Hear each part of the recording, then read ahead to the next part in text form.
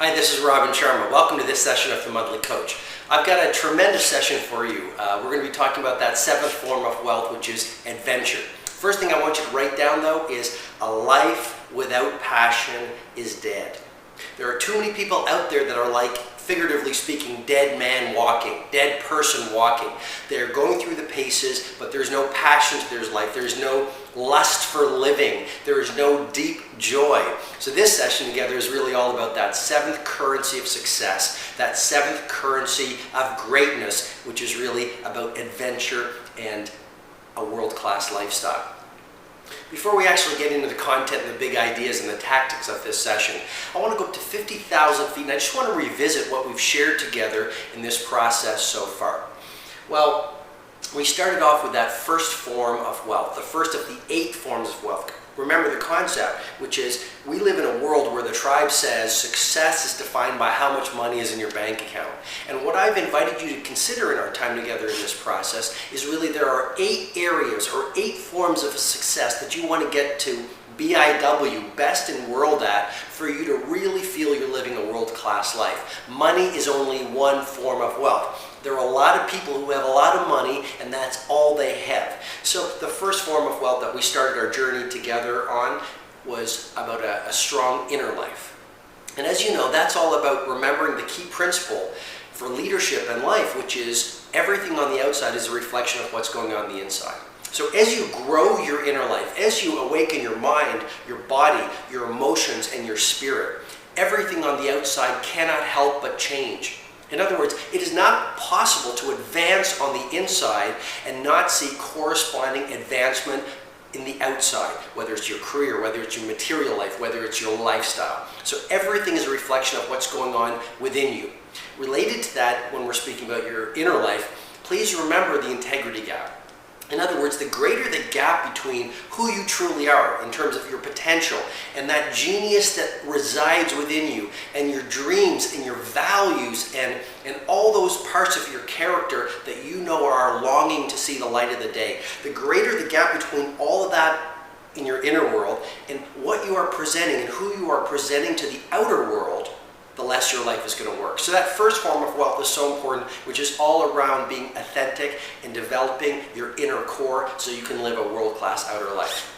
Second form of wealth, or the second currency that I suggest true wealth is defined by, is your health. And you know, your health is a tent pole, and when you lift that one tent pole up, every other part of the tent, in other words your life, follow through on the metaphor, will raise with it. So when you get into world-class physical condition, you will have more energy, you will be a more clear thinker, you will feel stronger, and the discipline that you connect with by being in great shape, by getting up maybe at 5 in the morning to go for a run, by pushing beyond your comfort zone into the discomfort zone where all growth lies, that growth will carry through in your career, your relationships, every other dimension of your life. So that second form of wealth is mission critical, which is really all about your health, because you don't want to be the richest person in the graveyard. Third form of wealth that we talked about, which is your family. And success is fundamentally important because it's a high act of self-expression and self-respect to walk out in the world and play at your best. But don't do it alone. Do it with those you love. Fourth form of success that we talked about, which is your career. And your career is a vehicle for greatness. Your career is a powerful platform for you to play at your best and to express the best within you. Please write down this acronym, FSE. FSE. FSE stands for full self-expression. And I think that's one of the key purposes of life, to go out in the world and in your work express the best within you. Express your creativity, express your values, express your passion, and work is a platform to do that. And that's the beauty of work in so many ways. All too often we forget that. It makes me think of that key line, few things feel as good as the pride you feel on a job well done. So remember the power of work. Well, the fifth form of wealth is money. And money is fundamentally important. Money equals freedom. When you have the money that feels right to you, some people call it the number. When you have reached your number and achieved the money in your bank account that feels congruent to you, you can live the life you want. You can travel. You can do beautiful things for those you love. You can eat the food you want. You can really enjoy the best that life has to offer, and I think money is definitely important. The sixth form of wealth that we talked about in the last session, which is your circle of genius. In other words, surrounding yourself with people whose lives you want to be living. Surrounding yourself with people not who bring you down, but people who lift you up. Surrounding yourself with people who show you what's possible. And there are people like that, and I encourage you to remember what I wrote about in the Greatness Guide, which is you become who you drink coffee with. And if you were spending your time with people who are disinspired, discouraged, not living their values, who see the world through these fear eyes, they don't really play with poetic possibility, well then that's the level that you will eventually play at. And unfortunately, that their influence, the influence of their associations, creeps up on you incrementally and invisibly, so you don't even see the effect that they're having. So it's really important to be playing with people who you want to be playing with. And a key point I didn't mention in the last session when it comes to this sixth form of wealth, which is your circle of genius, is build a dream team around you. Just like an elite athlete. I've been studying elite athletes a lot recently. Their mindset, their heart set, because I think they're very inspiring, and we can learn a lot from elite athletes in terms of how we live our lives, how we work in our careers, how we show up in the world. And one of the things about elite athletes, whether it's a Michael Jordan, whether it's a Tiger Woods, whether it's a Lewis Hamilton, each of these people has one thing in common. Not only it's the champion's mindset, not only do they live from their heart and evoke courage in their games and in their practice, but all of these people have a dream team. Well, you're no different from an elite athlete, because you are an elite athlete on the playing field of work and on the playing field of life. So I invite you to build a dream team around yourself. Maybe it's a massage therapist, maybe it's a chiropractor, maybe it's a nutritionist. You should also have a financial advisor, you should have a life coach, you should have maybe a sports psychologist that you work with as well. But surround yourself with a group of people who will help you achieve FSE, full self-expression, so you can be BIW, best in world. It's a very key tactic. Well, revisiting that, let's get to the heart of what we're going to share together in this session, which is really the seventh currency of wealth, the seventh form of wealth, which is adventure and creating a world-class lifestyle. And as I suggested, fun is really important. Yes, express the best within you. Yes, go to work and be great and birth extraordinary value into the world. Yes, have a great family life. Yes, build your financial base. And as you do all of these things, have fun. One of my commitments is to create a world-class life and have fun every single day. And I think too many of us go through life without laughing. We go through life without having a sense of fun. When we were little kids, we were born into perfection. It is our true nature to have fun, to live a spirited life, to pour passion into the world and into every touch point of everything we do.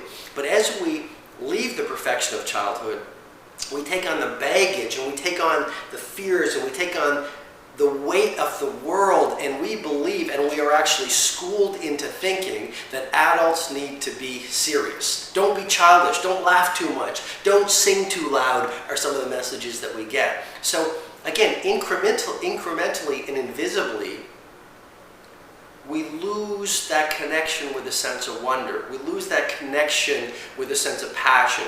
We lose that connection with the imperative of having fun every day. I spend most of my life working with organizations around the world, developing leaders at all levels, leaders without titles, as you probably know.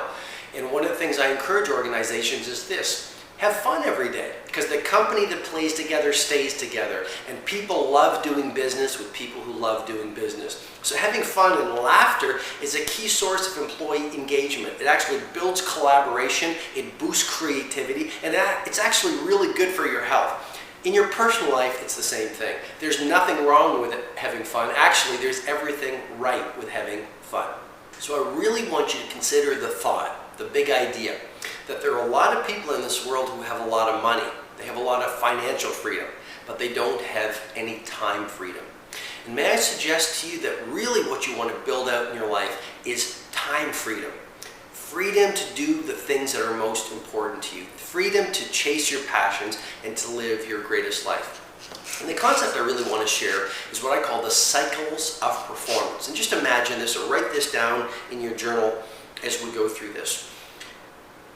I believe that high performance is really an oscillation or a cycling of two key things. So almost draw a circle, maybe with a box up here and a box at the bottom of the circle. And at the top of the circle, write down HEC, which is really your high excellence cycle, which is really peak performance, you in your work, you in your life playing at your best.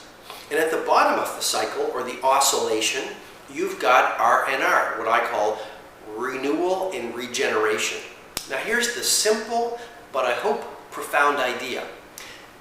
Full self-expression and elite performance is actually a cycling of going out in the world, in your work, in your life, playing at your best, and then taking the time to pull back from the world and go into R&R, which is recovery, renewal, regeneration. And what that does is that renewal time, that strategic refueling, that quiet time, that inner time actually sets you up for your next level of high performance. So again, it's a cycling process. In our world, we're actually taught, go out there at work, go out there every morning, every day, and give. Play at your best, push harder, be even stronger. And yet we are not really taught the importance of remembering that, yes, go out in the world and play at your best, and then pull back and renew and regenerate. Then go back out in the world and then come back and renew and regenerate. Really, it's a pulsation. High performance, leadership greatness, playing at your best, full self-expression is a pulsing process. It's like a heartbeat. You go out in the world, you play at excellence, you pull back, you recover, you renew, you refuel, you go back out and do it again.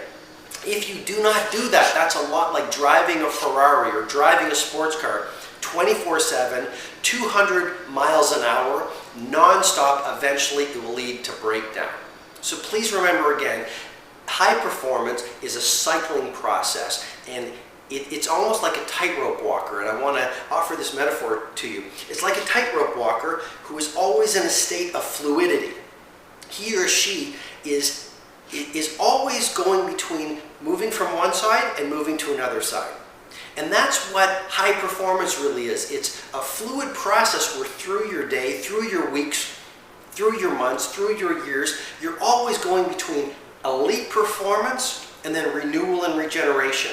And then elite performance and renewal and regeneration. It might even be in your day where you work at your best for 2 hours, and then you pull back and go for a walk and get some fresh air. And that fuels you to go back out and play at your best, and then go back and go into refueling and R&R, which is renewal and regeneration. And I hope I'm being clear here, but essentially it's this. To play at your best, you need to renew and recover as well. And our world tells us, don't recover. Our world celebrates the constant doing, the constant performance. And actually our world says that if you are taking time to refuel, if you are taking time to chase your passions so that you can recover, if you are taking time to rest, if you are taking time to exercise, if you're taking time to get a massage, if you're taking time to have fun, you're being unproductive. Our world says you're wasting time. What I'm inviting you to consider is that's not a waste of time. It's actually necessary for you to play at your absolute best. So what happens if you fail to go into that second part of the cycle, which is renewal and regeneration? Well, you will not only eventually burn out, but you will experience what I call game crash. So if all you're doing is at the top part of the cycle, which is HEC, or high excellence cycle. In other words, if all you're doing is pushing and playing at excellence and being creative and being productive and expressing the best within you with no part of the lower renewal and regeneration cycle, well, then you are going to experience game crash. And I've seen this with athletes. They go out there and they play at their best, but they do it over and over and over, and they don't take the time to renew. They experience game crash. Their game eventually falls apart. Each year I work with 2 or 3 top executives as their leadership coach, as their success coach, helping them get to world class in every area of their life. And one of the things I've realized is many of them come to me with what I call depletion. Literally, their four reserves, which is their mind, their body, their emotions, and their spirit, are depleted. Because there was no R&R. All they did was build their career. All they did every day was play at their best. All they did every second was check their BlackBerry or go to meetings or push harder, longer, and faster. And eventually, it crept up on them and they lost all of the energy in their four key reserves: their mind, their body, their emotions, and their experience. And what happened is there was a steady deterioration of their performance until they came to a place where they said, Robin, I need you to help me get back my game, get back my spark, get back the genius that made me the success that I am out in the world. So let's talk a little bit about what R&R really looks like, because I'm sure you're an elite performer out there. I want you to think about this second part, which is the recovery process. The metaphor that I'll offer to you is the elite athlete. The professional athlete has an on-season. Let's say a basketball player, maybe it was a Steve Nash or a Michael Jordan or a Kobe Bryant, and they have their on-season. And that's when they go out there and they're at the top of the cycle, they play at their best. They go out and they play their game, but what they then do is they have an off-season. And what do they do during that off-season? Well, they heal. They rethink their game, they strategize, they watch game tapes, they have fun, they experience life, and they actually refill the well so they can go back on the next season even stronger. So that R&R time actually is mission critical to their growth. And following through on the sports metaphor, to build a muscle, the key, and I really want you to think about this because this is the single most important point in this session. To build a muscle, what you need to do is actually go beyond your comfort zone. So if usually you do 20 reps, you actually do 40 reps to break down the muscle, to go beyond your comfort zone. You actually stretch the muscle, you actually tear the muscle by that exercise, going beyond your comfort zone, going up beyond what you think you can do. The muscle tears down. But here's how you really grow that muscle so you make it even bigger and stronger. Once you've torn it down by the exercise, you need to allow it to recover. And that's the R&R in that cycle between the high performance of building the muscle and then the R&R, which is recovery, which is renewal and regeneration. And in that renewal and regeneration period, the world says you're wasting time, you're resting, you're not doing anything. That's when you're actually growing the muscle. And so in the R&R period of this cycle of high performance, you are actually allowing that muscle to grow. And so like a professional athlete, go out there every day, play at your best, and then make that time for renewal and regeneration. Make that time to allow the muscles, whether it's your mind, whether it's your emotions, whether it's your body, whether it's your spirit, to recover. Well, I've been suggesting there's actually 4 areas you want to focus on when it comes to R&R, renewal and regeneration. Number 1 is the first awakening, the mind. The second area to focus on is your body. So your body gets depleted when you're out there playing at your best. You want to have some renewal and regeneration of your body. Third area is the third awakening, which is your emotions. You want to have fun. You want to be happy. You want to experience joy. You want to refill yourself emotionally. And then the fourth area is your spiritual life, which is the fourth awakening. This model, you've heard about this before, because I've shared it with you in an earlier session, which is the 4 awakenings, which is really your 4 inner dimensions. And what happens is when you're out there playing at your best, giving your best, showing up at excellence, pouring your genius out into the world, there is depletion in each of those 4 arenas, each of those 4 key areas: your mind, your body, your emotions, and your spirit. So when you go into your R&R time in terms of the high performance cycle, you want to find PPPs, peak performance practices, where you actually refuel each of those 4 dimensions. Let's talk about how you can refuel the mind. Well, meditation is unbelievably powerful. So each day, maybe it's during your holy hour from 5 o'clock to 6 o'clock, maybe during that holy hour, you work on your mind. And again, the holy hour is a key tactic, a key peak performance practice, PPP, that you can build into your daily life, that you can institutionalize to ensure that there is a period of recovery in every single day. You go out in the world, the pulsation, the heartbeat, you work really hard, you give excellence, and then every single morning you go into R&R, and that is your space to refuel yourself. So how do you refuel the mind? You can meditate, You can read. Reading is a very powerful way to renew. You can sit in silence. You can paint. You can watch the sun come up. One of the things I love doing, and I've invited you to do this through this process of the monthly coach, which is writing a journal. Writing in a journal is a great way to get to know yourself, to develop acute levels of thinking. Because with great clarity of thought in terms of your goals, your hopes, your dreams, your values, your frustrations, your weak points, your blind spots, your learnings, your lessons, with acute awareness of those things, you can actually go out in the world and make much better decisions. Remember the 3-step success formula. With better awareness, you can make better choices. With better choices, you'll see better results. So every day during your holy hour or sometime through the day, institutionalize some kind of a PPP, a peak performance practice, where you actually refill the well of your mind. Second thing, the area to focus on is your body. So develop a PPP, a peak performance practice, where you actually give some R&R to your body. Maybe it's resting. Maybe it's working out every day. Maybe it's your diet. Maybe it's massage. Maybe it's just breathing fresh air. Maybe it's just sitting and being. I don't know which practices you're going to build into your days and your weeks, but it's really important to institutionalize some kind of ritual so that you refuel your body so it doesn't experience depletion, so you don't experience game creep. Number 3, your emotional life.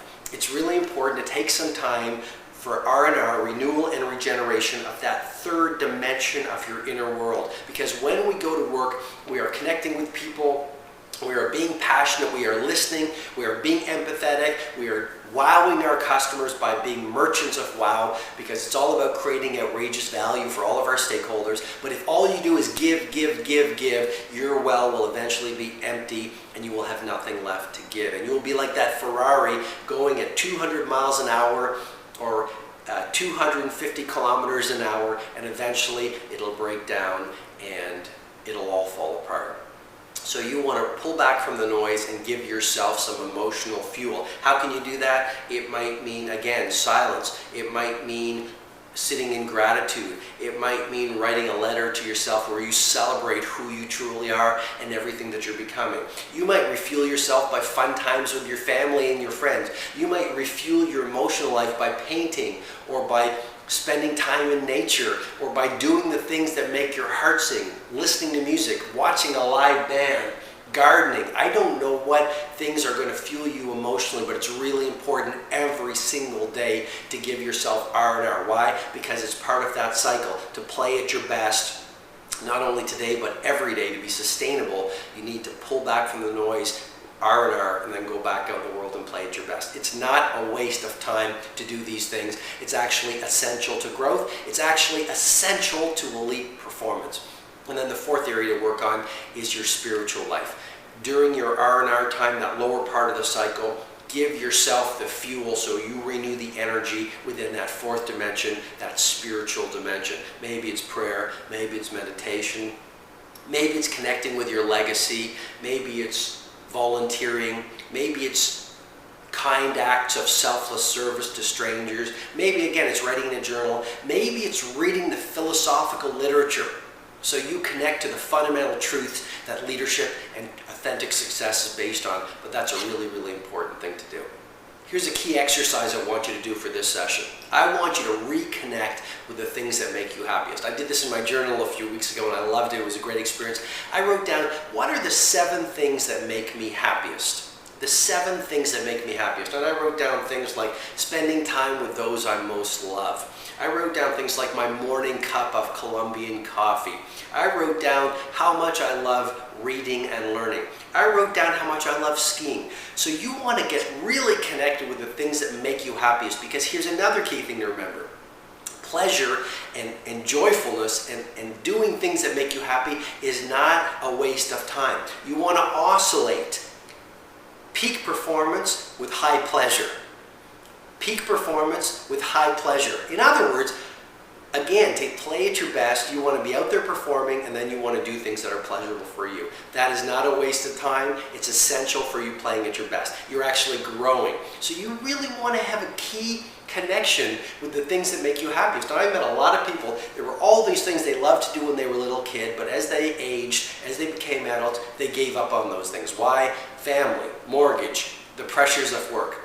You want to do those things in your R&R cycle because they're really important to do. So write down those 7 things that make you happiest, and each day, or each week at least, build in a micro adventure where you actually do one of those things. What's a micro adventure? Well, it's just building out sometime every week to do the things that make you happiest. One week it might be riding your bike. The next week it might be going for a swim. The next week it might be just playing golf or hanging out with your college friends. But do something every week to build in some pleasure, because again, you want to balance performance with pleasure. Okay, 4 final tactics I want to share with you to bring all of this home. Number 1, do your holy hour. That's the key PPP, peak performance practice, you can actually institutionalize into every day to make sure you are pulsing, balancing high excellence cycles with the R&R, the renewal and regeneration cycle. Number 2, a nightly debrief. 5 minutes before you go to sleep every night, review your day. Debrief on your day. Measure how you performed against your highest values. Think about what you did right, what you can improve tomorrow, and then ask yourself a simple question. What are 5 good things that happened to me during this day? Again, it will focus you on the good things in your life, which actually builds a positive spirit, positive mindset, and even better performance the next day. 3rd thing, think about a quarterly retreat to really dig deep into renewal and regeneration. Every 90 days, go off and take a weekend for yourself. Maybe take a weekend where you give yourself a noise fast, where you spend a weekend in silence. Think about your goals, think about your performance, think about your values, think about how you're living. Think about those 8 forms of wealth and how you are showing up against them. But a quarterly retreat is a very powerful tool to institutionalize high performance and R&R into your life. And then the final thing I want you to think about is really such a simple idea. And what is that final thing I want you to think about? It's the imperative of doing something fun every single day. If you have not spent some time laughing every day, you may have just missed the best point of the day. Oh, and a bonus idea, a play day. Every couple of weeks, every week if you can, on your schedule, because the things that you schedule are the things that get done. People often say, Robin, these are great ideas. How do I live them? I'm giving you a series of PPPs, peak performance practices, because by putting a practice into your day, by ritualizing a process into your day, you'll get it done. And here's a simple idea. Remember the importance of scheduling. Schedule a play day at least every few weeks, but certainly if you really want to play at your best every single week, a play day onto your schedule. And what do you do during that play day? You get away from the BlackBerry, you get away from the cell phone, you get away from everything if you can, and you do the things that are fun for you, that refill your mind, your body, your emotions, and your spirit. I have had some of the coaching clients that I've worked with, some of the executives that I've coached, helping them play at their best, and this simple idea of remembering that taking a period of time every week to refuel yourself, to nourish yourself, to do the things that recharge your energy, that reconnect you with your spirit and your creativity and your passion is not a waste of time. They say, Robin, but I'm being unproductive. And I say, no, you're not being unproductive. It's part of the pulsation of the key cycle to play at your best. If all you do is work, if all you do is expend your energy, if all you do is create, if all you do is express the best within you without any time for R&R, you will actually experience game creep. You will deplete. You will actually lose your genius. You will lose that passion and that freshness. So it's important to cycle the playing at your best with the renewal and regeneration. When they get it, when they take time to do their holy hour, to do their play day, to do the quarterly retreat, to do the nightly brief, to have some fun in life, they actually start performing at even higher levels. So I hope that's been helpful. I've covered a lot of ground, but it's a really key thing to remember, that R&R time, so that you can actually play at your best. One thing I want you to do, the 7 things that make you happiest. Second thing I want you to do, write down a series of PPPs, peak performance practices, that you could build into your days so you experience that time to refuel yourself. Third thing I want you to do, have a lot of fun today and reconnect with that childlike sense of wonder that you once had, because it's really important to playing at your best. Thanks a lot. I hope I've been of service to you. and I encourage you to always be leading without title and let your brilliance see the light of day. The world will be at a loss, in a lesser place, if you do not walk out in the world each day for the rest of your life and really shine as brightly as I know you can. Thanks so much. Bye-bye.